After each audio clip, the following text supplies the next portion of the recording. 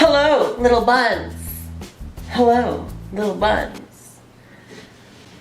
Hello. I posted on Twitter a couple of days ago a list of rules to live by. Okay, I said in honor of Dua Lipa, here are some new rules. Okay, basically, I'm paraphrasing. You know, if you guys aren't aware of Dua Lipa's hit song, New Rules, you should be. What are you doing? What are you doing? So some of these rules are just like Dua Lipa's song about not fucking with that dude that hurt you, okay? Some of them are completely unrelated and very helpful also. So, you know, they're all very useful. And, you know, if you feel like these don't apply to your life, you're wrong. You just mix them, match them a little bit different, and they will, okay? I have total faith that you will learn something in this. You won't learn anything, actually. You'll just be reminded of things that you've told yourself 100,000 times, and you might listen to them when they're coming from somebody else. So, you know, got my fingers crossed for you, kid, you know? Cool. I got new rules, I count them. Let's start. Number one, don't look at things that make you hurt and won't help you learn. It's important to be educated on world issues, but I'm talking about creeping on your exes or your old friends that hurt you. Honestly, we all know this. We all know don't go creeping on that person where, you know, you're gonna look at their profile and you're gonna feel the hurt. We all know not to do that, but we do it anyway, don't we? Don't we do that? We do that. Let's stop doing that. And no, cause like, really, what the fuck? Why would you do that to yourself? I just... Now the reason like why I clarified, you know, it's important to be aware of world issues, because obviously, you know, reading about some horrible political bullshit is gonna hurt you, but it's also important to be in the know so that you can help fight unjust policies and keep the world on the right track. Okay, but looking at your ex's Facebook profile and seeing new pictures with them with their new girlfriend or whatever, that's not gonna help you do anything. So don't do it. You're welcome to... Oh, Twitter crashed. I have to go. Hold on. I gotta get back to the tweet. What is rule number 2, Stef Sanjati? What is that? Don't get stuck in place for another person. If you try to move things to the future and they want to stay in the past, let them. It's not your job to get them out of it. Girl, boy, whoever. Do I have personal experience with this one? Here's a hypothetical.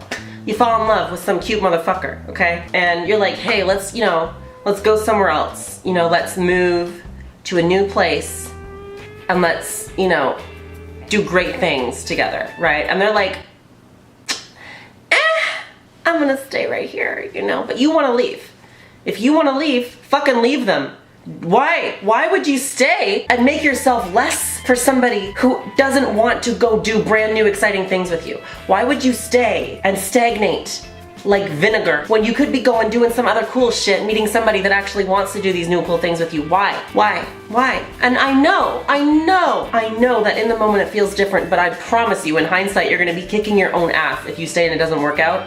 You will be fucking pissed. So get your ass out of there. You go to wherever the hell you wanna go and you do your own conquering. Don't stop on account of some guy that wants you to be mediocre. Okay? Thank you. Thank you.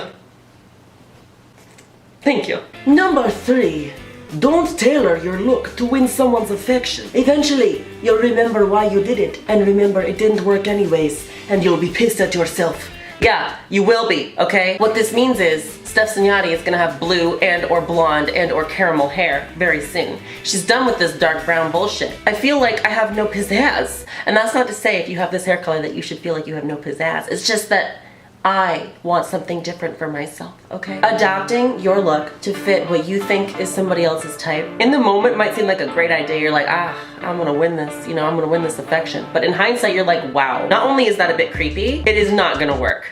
So don't do it. Don't do it. Just don't even bother. Don't even bother. If you're interested in some guy who's paid you no attention and he's like, wow, I love redheads, don't go dyeing your hair red, okay? Let him find some redhead that is always redhead. Okay? Because dyeing your hair red's not gonna make you interesting to them. And that might sound harsh, but I promise, if you are compatible with somebody, you don't need to have a certain hair color or a certain look of any kind to make it work, okay? So don't change your look on account of some dude that's not paying attention to you. You're welcome. Number 4. My camera's shaking again. I swear to God, there's a ghost in this house. The ghost just wants to know the new rules. Don't tolerate being treated as a second choice. Just move on. You are worth so much more than maybe, or I'm not sure. That's true.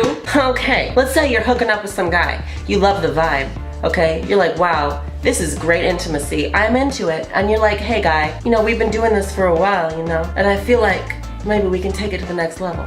And that guy says, I don't know. He means he does not want to do that with you. And if you need more from him and he's not gonna give it to you, don't sit there and wait for it to happen, because it's not gonna. Leave, hightail it, find some other dude that's gonna give you what you want. Or if you can make it, if you can actually like, if you're able to do this, if you're able to keep it casual and not have those longing feelings of emotional attachment, then sure, do that, okay? But if you can't do that, don't torture yourself. Please. For the love of God. Number 5. Moisturize your skin. Get that glow. It'll make you happy. I'm falling right over. You know, alternatively, you can just put on hella highlighter and just pretend you moisturize. I moisturize excessively. It makes me happy. When I look in the mirror and my skin's like a mirror, back into the mirror, and I just see an infinite realm of mirrors and I have a mental breakdown because that's incomprehensible, then I feel happy because I'm like, wow, look at how shiny, you know? It'll just make you feel better. Moisturize your skin, okay? Thank you. Number 6. Food is fuel. Stop restricting. You need food. You need fueled. You need fuel to run. You're an organic machine, unfortunately, not a floating air pocket. This is the truth. I have known people and myself, okay, we'll start with myself. I have deprived my body of fuel to shrink it by making it eat itself. Literally, that is literally, you're trying to make your body kill itself slowly. There's nothing rational or healthy about that. Don't do it. I know it's easier said than done if you have an eating disorder like I do, but I promise you, eventually you'll get there. You just have to keep on learning about what you're doing to yourself. And that's gonna make you uncomfortable and it's gonna make you feel bad, but eventually you'll understand that you can't do this. You cannot sustain your body on literally nothing, okay? You have to eat, you have to keep that food in you. Otherwise, you're going to die. Calories are not a measurement of how fattening a food is, it's a measurement of how much energy that food is gonna give you. This is something that should be taught in school. This is something everybody should know, but nobody has any idea what calories are because we're told that in order to lose weight, we have to count our calories. That is not true. Just because something has a high calorie count does not mean it's fattening. Thank you, you're welcome, thank you. Thank you, you're welcome. You're welcome, thank you, you're welcome. Number 7. Lucky number 7. Pay attention to who pays attention to you. Don't chase the attention of people who don't. Responding to positive energy with positive energy will have a result. Responding to avoid with positive energy will not. I need to tell myself this one every fucking day. Okay, because I have a tendency, and I'm sure everybody else does, of wanting the affection of people that you don't get affection from. That's a normal human thing, but it's also incredibly irresponsible and unproductive. So, instead, if we focus on nurturing the relationships, the friendships, and the connections we have that want to nurture the connection with us, we're going to live a much happier life. This is something that should be in our nature, but it's not. And I don't understand why, but it's definitely human nature to want affection from people that don't give it to you. I don't know what, like a collection? Like, what is this? What is this? Why? Stop it. Anyways, do that. You know, give back to people who give to you. You know what I mean? Reciprocate the love. But don't force yourself to love somebody that you're not in love with or whatever, you know?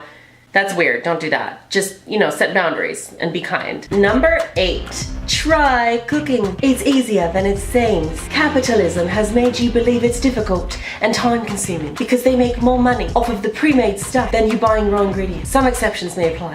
So obviously, if you go to Whole Foods and you buy all the organic raw ingredients, you're gonna be paying way more than if you go to the grocery store and you buy the regular whatever.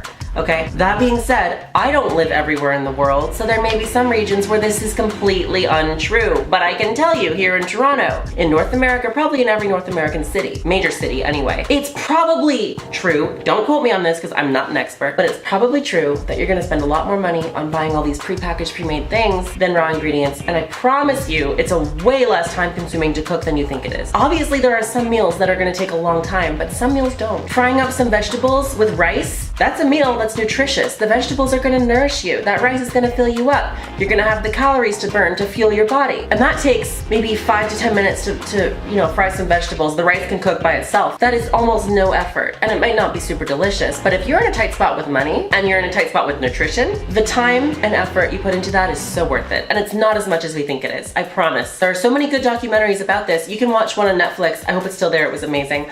Called Cooked. And it actually isn't just about this, but it goes through like the entire history of food and how humans started cooking and like baking and like all this stuff. And it also explains in great detail how after World War II we had an excess of military rations, and so we started selling them as regular groceries, i.e. canned goods, prepackaged powdered meals or drinks. These are things that were not originally considered to be normal grocery foods. These were things that were military rations, and when the World War II ended, we had so much left over, the companies were like, wow, we need to make money. Let's start selling this as normal product. And it never stopped, okay? Also, GMOs are not a bad thing. You're welcome. You're welcome. You're welcome. You're welcome. Thank you, you're welcome. New rule number 9. Here we go, here we go, here we go. Here we get into some of that, you know, suburban white mom advice. You ready? Live intuitively. That sounds stupid, listen to me, okay?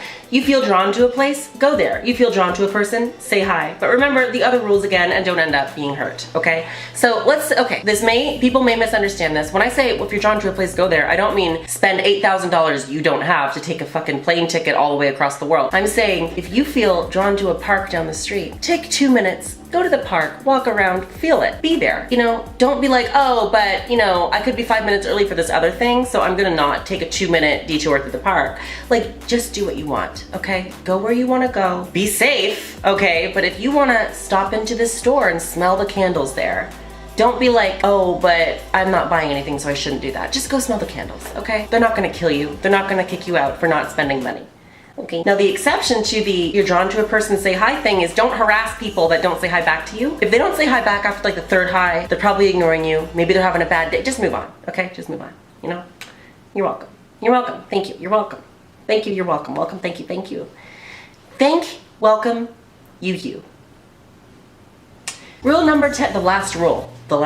Listen to a new song every day. This is actually, okay, you know what? This is actually good advice. This isn't even some weird like hippie shit. This is real, okay? Listen to a new song every day. Just type a word into Spotify of a feeling or a thought or something you saw and listen to the first track. You may find a song that changes your life. This is legit. I cannot stress to you how cool this is, okay? You will find so many things that you never would have found before. So many musicians and genres and songs that you never would have encountered had you not done this. And they may be incredible. They may be your new favorite thing. They may change your life. There may be a lyric that you hear that makes you reassess your entire fucking lifestyle, okay? Just listen. Let's say, for example, okay, it's 2 weeks until you can see somebody again. You're like, wow, okay, that's actually backwards. Hold on. Let's say, for example, you wake up in the morning, you're like, I should listen to a new song today, like Stef Sanjati told me to do.